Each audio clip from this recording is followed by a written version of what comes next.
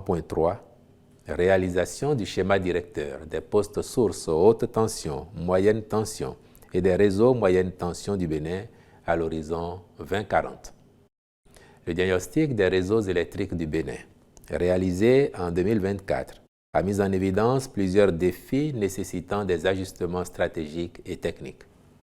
Dans ce cadre, il a été demandé à une structure spécialisée de proposer à la Société béninoise d'énergie électrique, SB2E, des outils et des études stratégiques pertinentes pour optimiser le développement des réseaux de distribution d'électricité au Bénin en cohérence avec les objectifs nationaux d'électrification.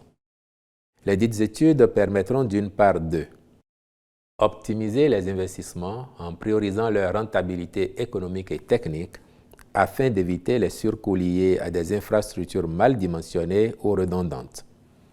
Améliorer la qualité de la fourniture d'électricité en corrigeant les insuffisances liées aux surcharges fréquentes, aux pertes techniques élevées et à la qualité de service qui reste perfectible. Anticiper les besoins énergétiques futurs face à une croissance démographique et économique rapide et de prévoir les infrastructures capables d'accueillir des charges futures, notamment pour l'électrification rurale et le développement des zones industrielles et périurbaines, etc. Elles aideront, d'autre part, à moderniser les réseaux et accélérer la transition énergétique en standardisant progressivement les réseaux à une tension uniforme de 20 kV pour améliorer leur efficacité, leur fiabilité et réduire les coûts d'investissement et de maintenance. Mettre en œuvre une politique d'enfouissement des réseaux dans les zones urbaines denses en débutant par Cotonou afin de réduire les risques climatiques et d'améliorer l'esthétique urbaine.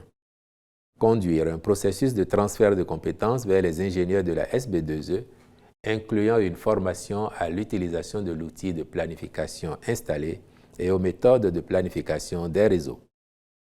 Accroître l'autonomie de la SB2E dans la gestion des projets d'infrastructures électriques, réduisant ainsi la dépendance à l'expertise étrangère.